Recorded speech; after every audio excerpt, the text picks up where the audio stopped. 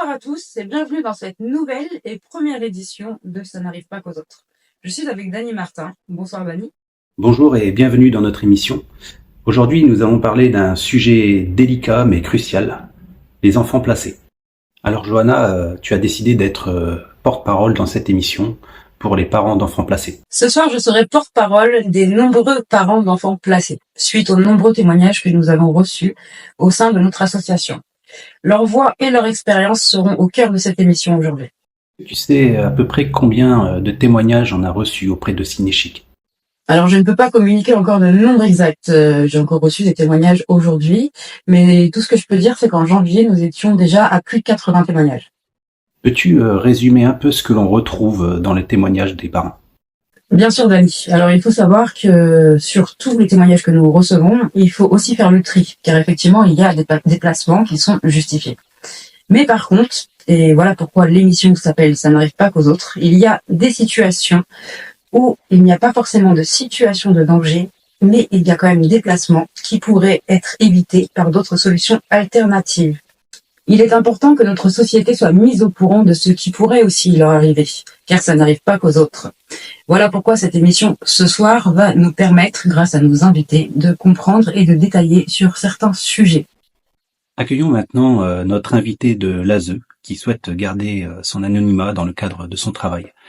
Bonjour et merci d'être avec nous. Pouvez-vous nous expliquer quel est le rôle de l'ASE dans la protection des enfants? Le rôle de l'ASE, c'est l'aide sociale à l'enfance, est de protéger les enfants en danger ou en risque de l'être. Nous intervenons lorsque des signalements nous parviennent concernant des situations de maltraitance, de négligence ou de danger pour les enfants. Notre objectif est de garantir la sécurité et le bien-être des enfants en travaillant en étroite collaboration avec les familles, les services sociaux et d'autres partenaires. Comment l'ASE travaille-t-elle avec les familles pour trouver des solutions alternatives au placement? Nous travaillons en étroite collaboration avec les familles pour explorer toutes les options possibles avant de recourir au placement. Cela peut inclure le soutien à la parentalité, l'intervention des services sociaux et l'implication de la famille élargie. Notre objectif est de maintenir l'enfant dans un environnement familial sécurisé autant que possible. Il paraît que l'ASE n'a pas le nombre de places suffisant pour accueillir les enfants placés. Que faites-vous lorsque vous n'avez pas de place disponible? En effet, le nombre de places disponibles dans les établissements de l'ASE est souvent insuffisant pour répondre à la demande croissante. Lorsqu'il n'y a pas de place disponible, nous travaillons en étroite collaboration avec les familles élargies, les familles d'accueil temporaire et d'autres services pour trouver une solution immédiate. Les enfants restent-ils dans leur famille en attendant une place, même s'ils sont en danger? Si l'enfant est en danger, nous prenons des mesures d'urgence pour assurer sa sécurité, même si cela signifie des solutions temporaires jusqu'à ce qu'une place adéquate soit trouvée. Quels critères sont pris en compte pour décider du placement d'un enfant? Les décisions de placement sont basées sur une évaluation complète de la situation de l'enfant et de sa famille. Nous prenons en compte plusieurs critères, tels que la sécurité physique et émotionnelle de l'enfant, la capacité des parents à répondre à ses besoins et l'existence de solutions alternatives pour éviter le placement. Notre priorité est toujours de garantir le bien-être de l'enfant. Merci beaucoup pour vos réponses et pour avoir partagé votre expertise avec nous ce soir.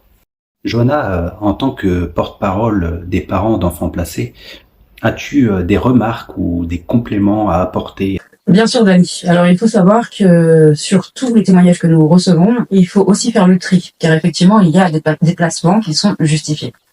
Mais par contre, et voilà pourquoi l'émission s'appelle « Ça n'arrive pas qu'aux autres », il y a des situations où il n'y a pas forcément de situation de danger, mais il y a quand même des déplacements qui pourraient être évités par d'autres solutions alternatives. Il est important que notre société soit mise au courant de ce qui pourrait aussi leur arriver, car ça n'arrive pas qu'aux autres. Voilà pourquoi cette émission ce soir va nous permettre, grâce à nos invités, de comprendre et de détailler sur certains sujets. Alors pour notre émission de ce soir, j'ai invité un avocat. Il s'agit de Maître Hamas. Michel, merci d'être avec nous ce soir. Je m'appelle Michel Hamas, je suis avocat au barreau de Marseille. Merci Johanna de m'avoir invité dans ton émission. Alors Michel, peux-tu nous dire quels sont les droits des parents et des enfants dans les cas de placement? Donc, par rapport à la question des droits des parents dans le placement, c'est tout simple. ils en ont quasiment aucun. Alors, les parents ont l'autorité parentale, toujours, c'est-à-dire qu'ils peuvent prendre les grandes décisions de la vie de leurs enfants, placer l'école, les choix médicaux, mais ça, c'est sur le papier. Ils n'ont plus le droit. Puisque dès qu'ils disent non, les services sociaux saisissent le magistrat et le magistrat prend une décision à leur place. Donc, l'autorité parentale dans le cadre des dossiers d'enfance placés, c'est une plaisanterie pour les journalistes et les politiques. Ça n'existe pas. Dans la réalité, les parents n'ont plus aucun droit. C'est d'ailleurs la seule matière du droit public, du droit positif, dans lequel un intervenant à la procédure qui est légitime à faire valoir un droit n'en a pas les moyens. C'est-à-dire quand tu demandes un droit, je veux voir mon enfant Noël, je veux voir l'enfant au week-end, je veux vivre. Lorsque tu poses une question, le juge n'est pas obligé de te répondre. C'est la seule matière. Si tu as des fissures dans ta maison, le juge a l'obligation de te répondre dans les 15 jours. Si tu dois te faire opérer du genou et que tu n'es pas d'accord avec le choix, 15 jours. Si quelqu'un te doit du pognon, tu fais un référé, 15 jours. La seule matière où une partie est légitime à faire valoir un droit, et oui, matériellement elle ne le peut pas, c'est celle-là. Les droits des parents dans les dossiers de placement d'enfants, il n'y en a pas. La raison est simple. Au début, cette loi, législation pour protéger les enfants, n'avait qu'un seul but. Les actes immondes, le type qui viole un enfant de 2 mois, on prend l'enfant, on le met plus loin, et on dit, toi, tu n'as pas de droit. Seulement, le curseur a glissé, et on applique cette loi qui est hors système juridique, vraiment, dans lequel il n'y a plus de droit.